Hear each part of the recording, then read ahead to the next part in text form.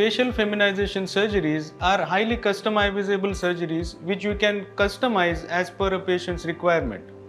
But do you know that all this discussion on facial feminization surgeries misses a very critical point in a patient's background, which is the ethnicity of a patient.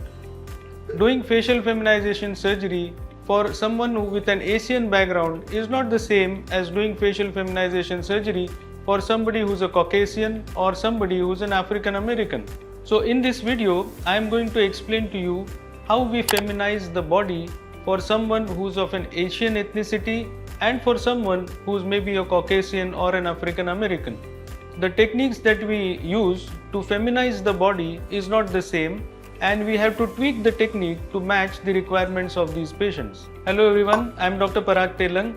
I am a facial feminization surgeon and the director of Designer Bodies, our Center for Advanced Cosmetic Surgery located in Mumbai, India. So let us start with the upper part of the face. Now when we talk of the upper part, it involves the forehead, it involves the brow bone, and it involves the shape of the eyes.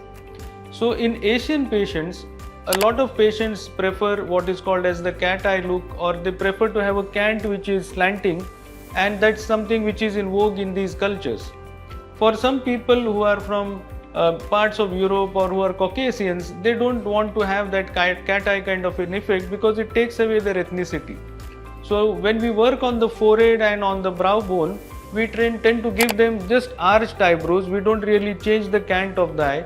So that's how we tweak the upper part of the face. Sometimes in Asian ethnicities, I find that patients prefer a forehead which is more set back and flatter, while in Caucasian patients, they prefer a forehead which is not that set back, and they want a forehead which is nice and smooth and rounded.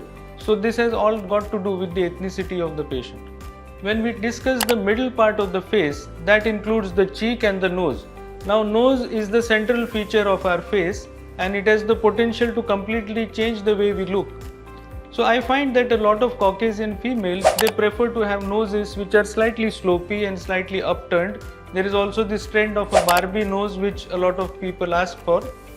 On the same hand, people who are from Asian ethnicity, they prefer to have noses which are straighter. They don't really have a liking for the slopey kind of noses, and I also feel that it takes away the ethnicity of the face.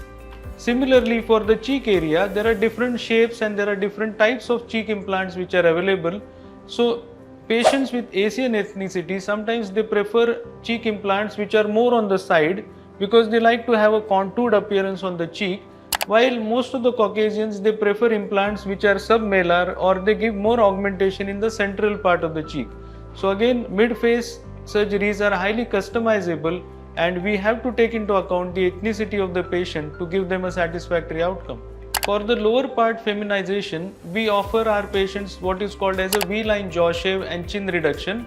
Now here again, patients who are from Asia, they prefer to have a very strong reduction on their jawbone. So we really work on removing a lot of bone from the angle of the jaw and giving them a chin which is really sharp and pointed.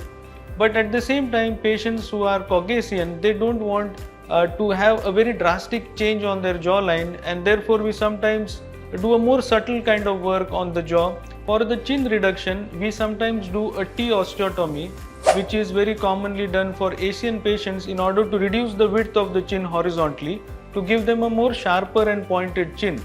In Caucasian patients, sometimes we do osteotomies to do a sliding genioplasty, and sometimes we also use a small chin implant to give more projection to the chin if the original bone is very small. So I hope in this video I have been able to shed some light on how important really an ethnicity is in planning the surgery of the patient. We don't want to end up doing a surgery where nobody is able to identify with the patient because their ethnicity is lost. It's important to preserve the ethnicity of the patient at the same time when we are feminizing the face. So if you found this video to be interesting, don't forget to like and share this video and subscribe to our channel and click on the bell icon to get more notifications.